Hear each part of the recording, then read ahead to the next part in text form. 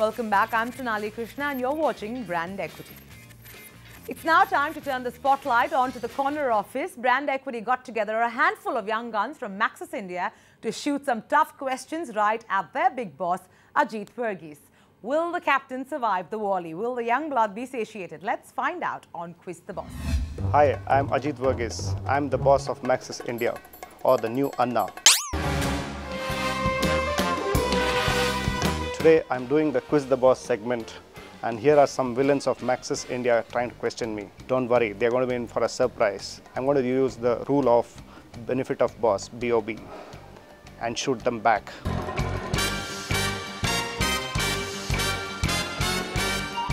So guys, over to you now.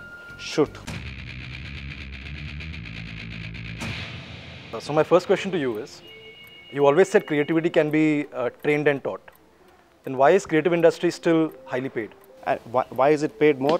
If you look at any industry, the difference is between art and science. When you create something, when you do something different, and when you always get more paid than somebody who is fitting into the process, doing more of science, doing more of number work.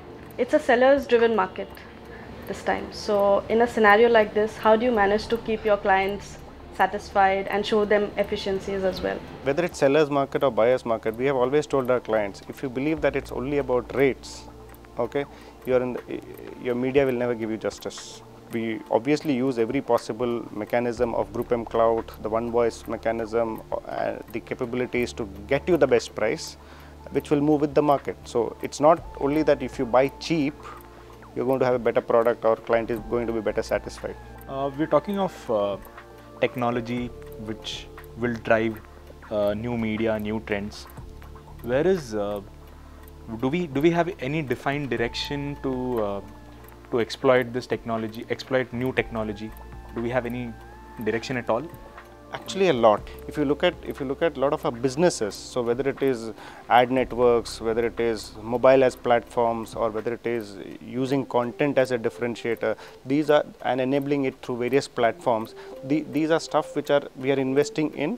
And I mean, if you have already must have heard that we have Group M is starting a DSP as an ad network. We are already starting something called a joint venture with Madhouse to look into mobile platforms. So these are stuff that as we move on will become future businesses for us. Why does the industry like to think that Maxis is all about Ajit Varghese?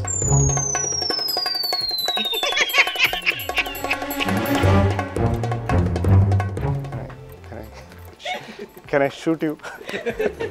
All companies are known by its leaders. Most companies will be known, successful companies are known by its leaders. But the fact of the matter is, if Ajit Varghese did not have the 10 commanders under him, who's running the office with its full own capability, Ajit Varghese itself cannot stand by itself. In fact, I would say there are 10-15 people who are better than Ajit Varghese. Just an extension. If you have to compare yourself with Gautaman, whom do you think is a better leader? Between Gautaman and me, definitely Gautaman. I mean, I'm the managing director of Maxis. He's the leader of Mindshare. That itself says a lot. To be frank, you should ask Vikram this question. I would like you to critically evaluate Sam Balsara versus Vikram Sakhuja. My God. This seems to be definitely a biased question in the first place. With Sam, I worked with him for 7.5 years. I was actually looking forward to replace him soon, but I don't think he's going too fast. If you look at Vikram,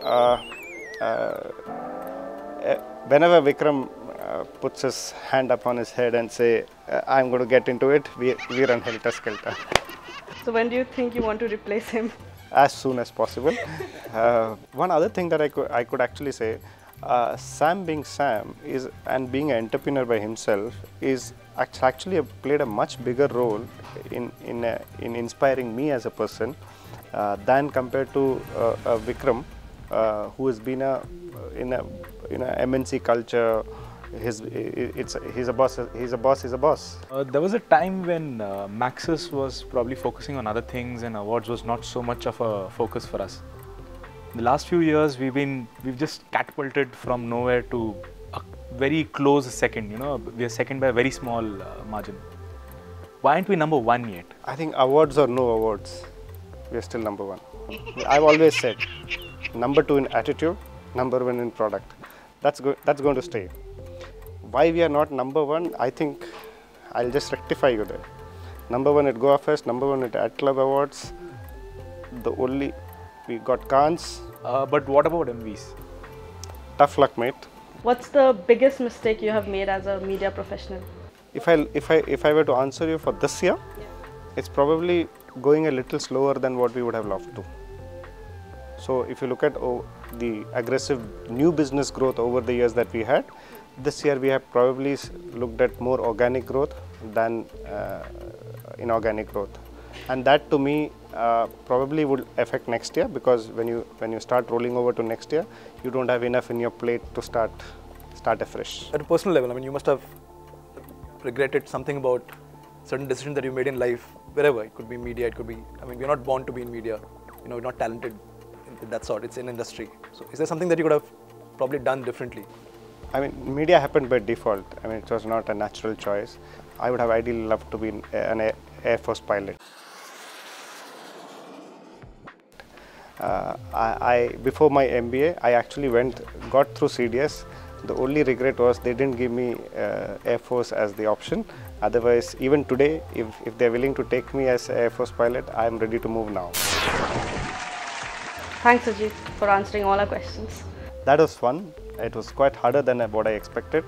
These kids seems to have a lot of questions. I hope I'm somewhere there. Thanks, Brand Equity, for bringing us closer together. Good day.